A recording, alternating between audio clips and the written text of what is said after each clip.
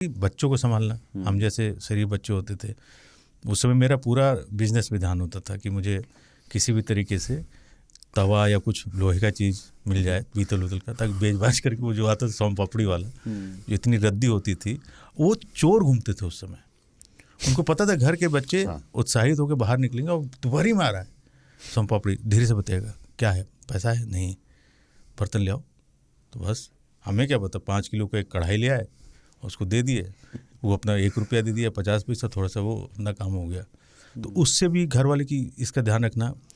Even चूल्हे में ताला लगता था कि सब बच्चे इतने बदमाश हैं कि बेच देंगे ले जा करके, तो वो टेंशन उन लोगों बच्चों को संभालो। ऊपर से अब तो गम्हौरी देखने को नहीं मिलता। गम्हौरी समझते हो? गम्हौरी जो पीठ पे हो जाती है। हम लोग को उगा रहता था और फिर पपड़ी बन के निकल जाता था। क्यों? क्योंकि आप दिन भर धूप में भाग रहे हैं, पसीना हो रहा है, चोरी चकारी में लगे हुए हैं। भारत में गम्हौरियों के स्पेशल पाउडर क्या मार्केट रहा है, नाइसिल होता था ना, नाइसिल पाउडर आता था गम्हौरी का।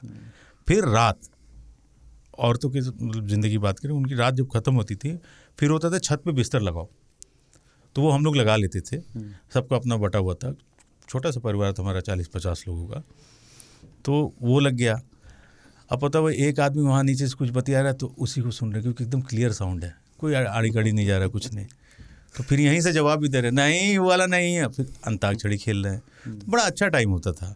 अब के उस परिवेश में देखें तो कुछ भी नहीं, घर में एसी है, जनरेटर है, इन्वर्टर है, आपको लाइट का एहसास ही, गर्मी का एहसास ही खत्म हो गया है। सबके पास अपना अपना स्क्रीन है, हाँ मोबाइल है। एक कमरे में भी 2 आदमी एक चीज नहीं देख रहे होते। बिल्कुल, वो अब थोड़ा कल्चर गांव में भी आ गया है। सब जगह गांव में इससे ज्यादा है, शहर में तो कम है। लोग अंदर बैठ करके बरामदे में और कोठरी में जो हम बात कर रहे थे, अब फोन देख रहे हैं। अब कुछ वैसा नहीं रह गया, गांव नहीं रह तो गया। पर ये कि महिलाएं जिनके कोई पास भी वहाँ नहीं है जहाँ वो है, यही विडंबना है। जब ये है तो कोई नहीं है। उन महिलाओं के पास जिनके पास फोन नहीं है, वो अभी भी दूसरे को फोन में झांक लेती हैं। हाँ, वो नहीं, जो रह गए हैं खुसे हुए सपने, वो करती हैं कभी कभी उन पे बात, अभी भी वो है थोड़ा बहुत। फोन आने के बाद सबने फोन नहीं अपनाया, या कहो फोन ने भी सबको नहीं अपनाया है। तो वो बहुत आवश्यक काम ही फोन पर करती हैं, बाकी समय उनका जीवन जो है वैसा ही है जैसा पहले था। विच इज कॉन्वर्सेशन के लिए जो टाइम है वो 2 घंटे निर्धारित है गर्मी के दिनों में, जो फुर्सत में है। आज उस चीज़ को मैं सोचता हूँ अपने चाची या अम्मी को, कि कितना उन लोगों ने सहा है। मैं कहूँगा बिल्कुल झेला नहीं है, सहा है। मैं कहूँगा कि आपको कोई लाइफ ही नहीं थी आपकी, परिवार में काम की तरह। अच्छा, चक्कर क्या था, आपकी जो हेल्पर है आप उसके हाथ से खाना नहीं खाएंगे, वो घर का नियम है, क्योंकि दादी हमारी ना ये खाना ना बनाई, तो वो सिर्फ बर्तन झाड़ू पोछा के लिए है। खाना आपको बनाना है आग पे ही, सिलेंडर होते नहीं थे। वो बड़ा टफ था। आज सोचो तो एक दिन में तलाक हो जाए। तलाक आज नहीं, के नजरिए से देखते हैं तो हमको लगता है कि उन्होंने सहा है, बर्दाश्त किया है। इसमें उनकी भी एजेंसी होनी चाहिए। उनमें से बहुत कम लोग सोचते हैं कि उन्होंने सहा है या बर्दाश्त किया है। यस, वो अपनी ड्यूटी समझते थे। समय बदल गया है यार। वो तब उसको ड्यूटी की तरह पेश किया गया था, वो मतलब तब चॉइस भी तो पेश नहीं किया गया नहीं था ऐसा ही। वही अभी जो चॉइस भी नहीं था। नहीं, अभी जो आपको बताया जाता है, हो सकता है ये भी पेश किया गया हो। हाँ, हो सकता है, पर इस दौर का और आगे तो चल करके आप सोचें कि यार हमें तो माइंड वॉश कर दिया गया था। सब तरह के दौर होते हैं। उस समय ये था कि महिलाओं के लिए उतने अवसर नहीं थे। बिल्कुल ठीक है, तो वो सभी महिलाएं रानी बन के नहीं रह सकती थीं। वो उनका कंट्रीब्यूशन था हाउस होल्ड में। क्योंकि जो हंटर गैदरर वाली मेंटालिटी, मतलब जो ट्रांसफर हुआ है हमारी सोच में, वो ये था कि वो बाहर जाएगा, शिकार करके लाएगा। ठीक है, तुम आग तैयार रखोगे और बच्चों का ख्याल करोगे।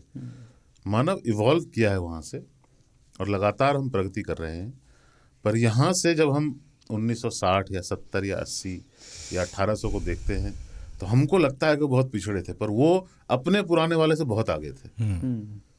ऐसा ही चलता रहता है। और मैं ये नहीं मानता कि उन्होंने सहा था या बर्दाश्त किया था।